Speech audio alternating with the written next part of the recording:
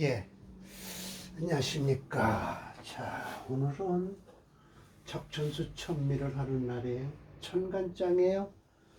오늘이 네 번째인가요? 무토 기토를 할 차례입니다. 임철초 선생 시구다 무토 기토를 설명하고 계시죠. 그런데 원문을 읽어보면서 그동안에 했던 공부를 복습 삼아 무토 기토는 양이 작으니까요. 자, 천간에서 오양은 모두 같은 양이지만 그 중에서도 병화가 가장 양이다. 최위, 위체. 오음 중에서도 오음은 모두 음이지만 개수가 가장 지극하다라는 거예요. 그래서 병신 합수를 하고요. 수가 맨 위에 올라오죠. 자수예요. 무게 합파가 됩니다. 음과 양이 짝이 돼야 되니까요. 그래서 수화 기제가 이루어지죠. 물은 위에서 아래로 내려오고요. 불은 밑에서 위로 올라감으로써 이 중간 지점에서 이미 어떤 이론, 이 제자가 건널 제자도 되고요. 구제할 제자도 돼요. 그래서 이미 이루어졌다라는 것이에요. 이게 주역에서 나오는 거죠. 주역에서 나와서 수화 기제를 이루는데요. 있는 자리에 화가 위에 있고요. 수가 밑에 있으면 뭐라 그러냐. 화수미제라고 해서 아직 뭔가 이루어지지 않았다라는 거예요. 그런 그거와 마찬가지로 하늘이 위에 있고요. 땅이 밑에 있으면요. 천지비태라고 해서 아주 나쁜 괴가 나와요. 그러면 땅이 위에 있고요. 하늘이 밑에 있으면 지천태라고 해서요. 지천태라고 해서 태괴예요. 하늘과 땅이 위에 있고요. 하늘이 위에 있으면요. 태괴, 지천태괴, 태평하다라고 하죠. 이 지천태괴가 이루어진답니다. 그러고 보면 이 주역에서요. 모든 것은 이렇게 바꿔서 대해만이 좋다고 해요. 나쁜 것이 위에 있고, 일방적으로 우리가 생각하는 일상적인 개념을 뛰어넘어서 형이상학적으로 주역에서 얘기를 한다라는 거예요. 참 그런 것을 보면 주역이라는 게 5천년 전에 나왔어도 역시 5천년은 좀 지나친 과장이고요. 한 3,500년 전이죠. 성경책 나오기 전에 벌써 나왔습니다. 기원전이죠. 그래서 원문 두 번째 오양종기하고요. 부종세 세력에는 안 따른다라고요. 이런 거는 뭐예요? 사례명조에서 이제 따져야 돼요. 임철조 선생이 설명을 하고 있어요. 오음종세 무정의 아마 올바름 없이 올바른 뜻이 없이 따른다라고 하는 것이죠. 원문 2가 됐고요. 원문 세 번째가 간목에 대해서 얘기를 하죠. 간목은 곧 탈퇴요한데요. 껍질을 벗겨야 하는데 반드시 물이 이거 3번인데요. 반드시 불이 필요하다라는 거예요. 간목 참천 탈퇴요화라고 해서 참천은 하늘로 올라가야죠. 자라야죠. 그런데 껍질을 벗기려면 반드시 불이 필요하다. 봄에는 금을 쓸 수가 없어요. 봄에 태어난 나무는요, 용신이 금을 못 쓰고요. 또 가을에는요, 토를 쓸 수가 없어요. 화치승령이라 해서 불이 뜨겁게 됐을 때는 무엇을 타라? 용을 타라 라고 했는데 용이란 곧 진토입니다. 수탄기호, 뭐예요? 물이 방탕하게 흐를 때는 기호, 뭐예요? 호랭이니까 인목을 타라 라는 거예요. 지운 천화, 땅은 부드럽고 하늘은 화창해요. 기후가 화창하다는 거예요. 식립천고, 나무가 심은 것이 세월이 어떻게 해요? 1000년을 갈 것이다 라고 하는 거예요. 기후가 맞으면 그때요. 을목은 또 이렇게 얘기를 합니다. 을목은 비록 유약하지만은 귀양해우라고 해서 양은 곧 뭐예요? 미토입니다. 해우 했으면 이건 축토고요. 이것도 다 뚫을 수가 있다는 거예요.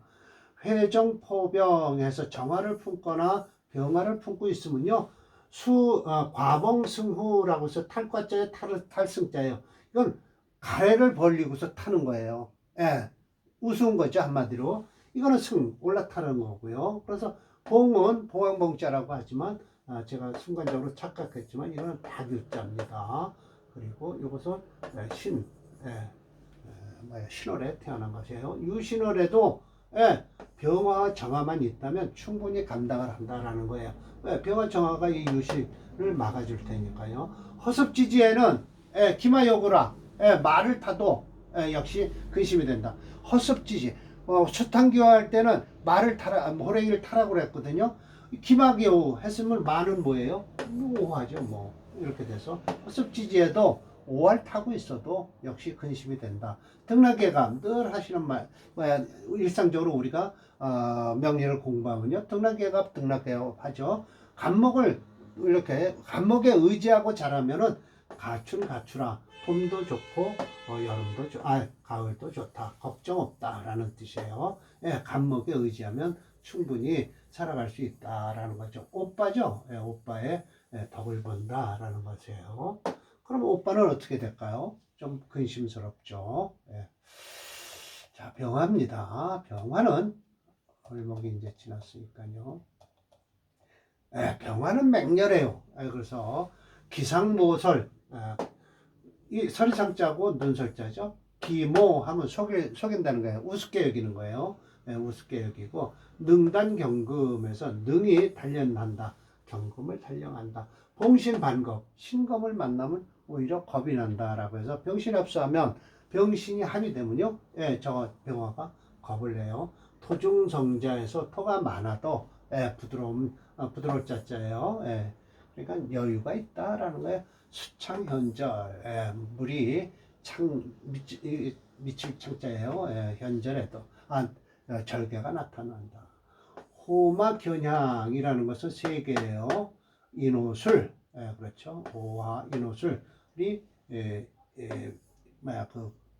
타고 있으면 결국 화국이죠. 그러면 간목이 만약 왔다, 그럼 필당분멸, 반드시 간목은 또 타버릴 것이다 라고 해서 1번 작 해서 이게 원문에 이렇게 써 있는 거 보면 다른 판본도 있는 것 같아요.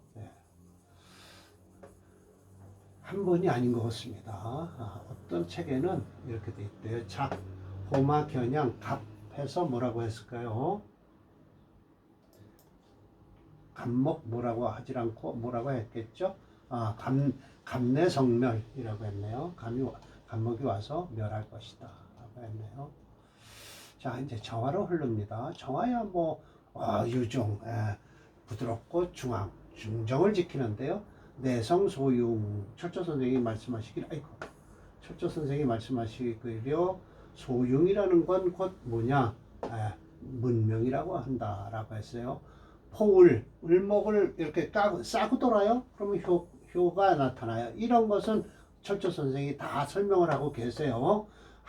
임수와 합해서 충이 그러니까 충효죠. 왕이 불연, 왕에도 그렇게 뜨겁지가 않다. 이게 또 쇠하는데도 궁색하지가 않다.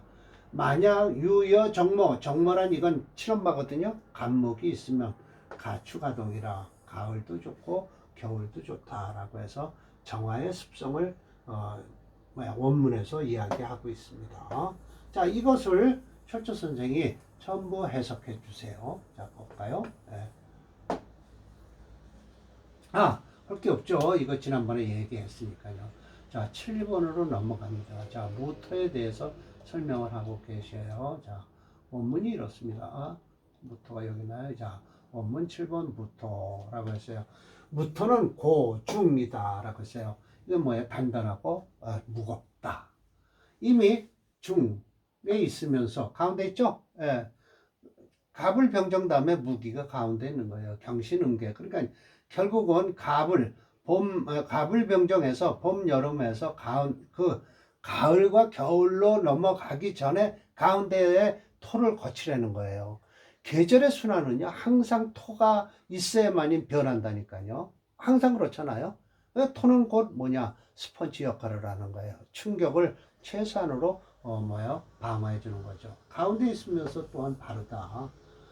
고요함은 흡, 빨아들이고요. 동함은 벽, 이거 열릴벽자입니다. 열어진다. 만물을 사명한다. 그래서 모든 만물을, 이건 명을 운전사, 기사 할 때 쓰는 거거든요. 사명 하면은 다룬다. 명을 다룬다는 거예요. 수윤생물, 수가 윤택하면 물이 생하고요. 화가 좋게 되면 물병, 사물에서 병이 생기니 진실로 만약 제간곤이라고 해서, 간곤은요 이제 저 임철초 선생이 설명하실 겁니다. 파충의정에서 충을 하는 걸 두려워하고요, 고요함을 마땅함으로 여긴다라는 것입니다. 예. 자, 임철초 선생의 모토에 대한 설명을 들어보겠습니다.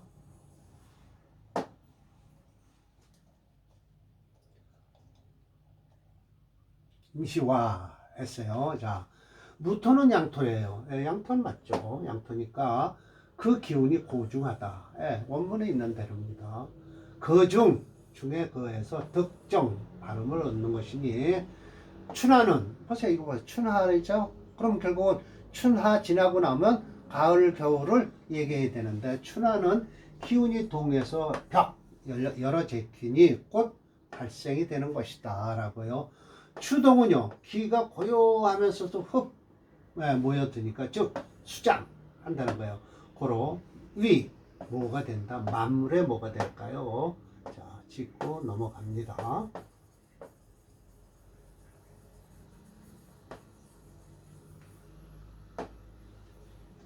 고로 만물을 사령한다라고 하죠. 사명하는 거예요. 명을 다루는 것이죠. 자, 그 기운은 고후, 높고 두툼해서 생어 춘하에는 화가 왕함으로써 마땅히 수윤지, 그것이에요. 대명사예요. 그것을 수로서 윤택해야 된다. 그것이 대명사는 뭐예요? 무토라는 거죠. 즉, 그래야만이 만물이 발생해서 하는데, 조즉, 메마르면 물건이 메말라진다. 생어 추동 하면은 수가 많아지는 계절이다. 수가 많아지는 가을과 겨울에는 마땅히 화로서 난지와 따뜻하게 해야 된다. 즉 그래야만이 만물이 이루어질 수 있다. 화에서 이루어지는 거예요. 습즉 물병 해서 아까 원문에서 있는 걸 거의 비슷하게 해석을 하고 계세요. 자, 간곤자는 무엇이냐? 인신지월이다 라고 설명을 하시죠. 이렇게 해석을 해 주시는 거예요. 춘즉 호민즉 인호래요. 즉 그 기운이 허함으로써 기운이 마땅히 고요할 것이요, 추죽 다설하니 체가 허박하다는 거예요. 그러니 추하는 것을 두려워한다. 혹 인신이래요. 만약 무토가 무신이 됐다면 역시 뭐예요? 반기는 것은 고요한 것을 반기고요, 끓이는 것은 충하는 것을 끓인다 라는 거예요. 그러니까 무인일이나 무신일은 충을 하지 말아라 라는 거예요. 한번 끓인다는 거예요. 또 생하기를 4개월에 태어나면, 진술충묘월에 태어났으면요, 가장 반기는 것은 경신신유지금이다. 왜? 설을 해야 된다는 거예요. 왜? 제 계절에 태어났으니까 그런 거예요. 숙이 유양한다 그래서, 그럼으로써 반드시 정위라고 해서 귀깨를 것이니 기토 역시 그렇다라고 하면서 결론은, 만약 주중에서 목화를 보고 있다라면 혹 행운에서 또 그 목화대운을 만났다라고 하면 역시 파가 된다라고 했습니다. 이건 솔직한 얘기로 철저 선생님 말씀이지 8글자를 보고서 목화대운으로 흘러야 될지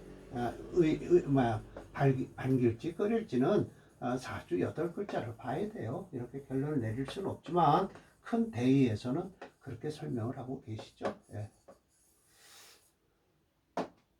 자, 기토로 넘어갑니다. 자, 기토는 뭐냐? 비습. 아까는 고중이었죠.